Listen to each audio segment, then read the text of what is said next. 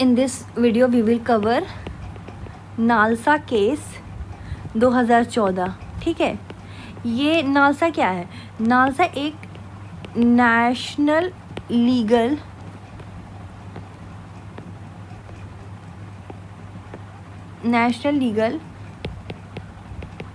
Services authority है। ठीक है, ये एक फ्री लीगल एड प्रोवाइड करती है गवर्नमेंट के तरफ से।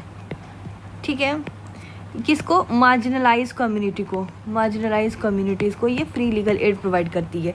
ठीक है, इसने नालसा ने पिटीशन डाला था कहाँ? सुप्रीम कोर्ट में इसमें पिटीशन डाला था कि जो ट्रांसजेंडर हैं इनकी लीगल कोई आइडेंटिटी ही नहीं है। भाई ये हैं कौन? इनकी कोई आइडेंटिटी ही नहीं है। दैट मीन इनका फंडामेंटल राइट्स को वायलेट किया जा रहा। ठीक है, तो इसी टाइम क्या हो गया कि 2014 से पहले, आइए जर्नी देखते हैं, जर्नी समझते हैं। 2014 से पहले बिफोर, ठीक है, इनको नो लीगल जेंडर। ठीक है, no legal gender. Next, passport, Aadhaar, ठीक है, वोटर आईडी, कुछ नहीं। ठीक है, जॉब अप्लाई का फॉर्म नहीं भर सकते, हॉस्पिटल में सही से इनको ट्रीट नहीं किया जाता है। ठीक है, पुलिस हैरेस करती है इनको। ये सारी चीज़ें थी। इस चीज़ वजह से देख के नालसा सुप्रीम कोर्ट ने 5 की दिया, सुप्रीम कोर्ट ने 5 की दी। पहले की दी कि इनको इनकी आइडेंटिटी मिलेगी। ठीक है, थर्ड जेंडर नाम के भी कोई चीज़ आएगा। So third gender legal status मिल जाएगा। ठीक है, जैसे मेल फीमेल आता ही, अब आप देखते होंगे ट्रांसजेंडर का भी ऑप्शन आते हैं फॉर्म्स वगैरह में। तो दैट मीन इनको सेल्फ आइडेंटिफिकेशन मिली। इनको क्या मिली? सेल्फ आइडेंटिफिकेशन मिली। नेक्स्ट, अगर कोई बायोलॉजिकली, फॉर एग्जांपल देखिए, अगर कोई बायोलॉजिकली बॉर्न हुआ है एज अ मेल या फीमेल और वो खुद को कह रहा है कि नहीं मैं ट्रांसजेंडर जैसा हूँ, सो इसके लिए इनको कोई डॉक्टर से सर्टिफिकेट लेने की ज़रूरत नहीं है। इन्हें मान लेना पड़ेगा स्टेट को। ठीक है, स्टेट को मान लेना पड़ेगा। सेकेंड होल्डिंग क्या थी? ये तो पहला था। सेकेंड होल्डिंग ये थी कि फंडामेंटल राइट्स अप्लाई होना चाहिए इन पे। आर्टिकल 14, 15, 16, 19 क्लॉज 1, 21 इन पे भी अप्लाई होनी चाहिए। थर्ड चीज़ इन्होंने क्या कहा? रिजर्वेशन बहुत ज़रूरी है, क्योंकि अगर आप नज़र उठा के देखें तो 90% ट्रांसजेंडर जो थे वो भीख मांगते हैं या तो वो सेक्स वर्क करते हैं। ठीक है, एजुकेशन इनकी बहुत डाउन है। ठीक है, पॉवर्टी के अंदर आते हैं, तो इसलिए इनको ओबीसी जैसी रिजर्वेशन मिलनी चाहिए।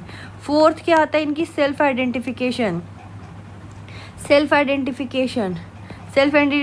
मतलब पहले होता था कि सर्जरी करवाओ कि तुम क्या हो, फिर सर्टिफिकेट लो, उसके बाद जेंडर चेंज करो। ठीक है, अब ऐसा कुछ नहीं है। पहले क्या है, अब ये जो मुंह से कह देंगे। नालसा आने के बाद क्या हुआ? इस स्टेट को एक्सेप्ट करना पड़ेगा। ठीक है, नो मेडिकल प्रोसीजर, कोई मेडिकल प्रोसीजर मैंडेटरी नहीं है। ठीक है, इसका आप एग्जाम्पल लिख सकते हैं। कोची में एक ट्रांसजेंडर वुमेन थी, मतलब ट्रांसजेंडर थी, उसको वुमेन की सेल्फ आइडेंटिफिकेशन मिली। ठीक है, फिफ्थ क्या है? स्टेट की ड्यूटी क्या है? स्टेट की ड्यूटी ये है कि इनके लिए वेलफेयर स्कीम लाई जाए।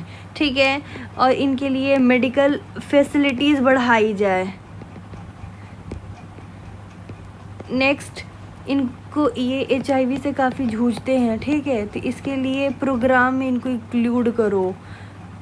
पुलिस को ट्रेन करो कि इनके साथ ज़्यादा हैरेसमेंट नहीं करे। 5th, सेपरेट वार्ड बनाओ इनके लिए। ये सारी चीज़ें सुप्रीम कोर्ट ने कही थी, ठीक है। कॉन्स्टिट्यूशनल मोरालिटी वाले मैंने अपनी पहले वाली वीडियोस में बता रखी है, ठीक है। नेक्स्ट क्या कहते हैं कि नालसा के बाद क्या हुआ, नालसा आने के बाद ही, जैसे नालसा 2014 में आया था ना, तो उसके बाद ही आया था 2018 में आपको नवतेज, कि जब आइडेंटिटी दे दियो भाई तो रिलेशनशिप बनाने की भी परमिशन दे दो, ठीक है। अब भी इसको ये ग्राउंड लेवल पे क्या इसकी रियलिटी है बताती हूँ।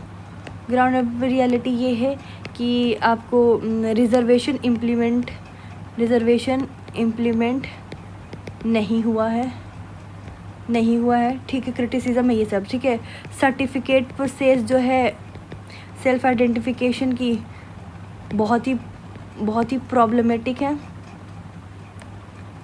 क्यों? क्योंकि डीएम से सर्टिफिकेट लेना पड़ता है, डायरेक्ट डीएम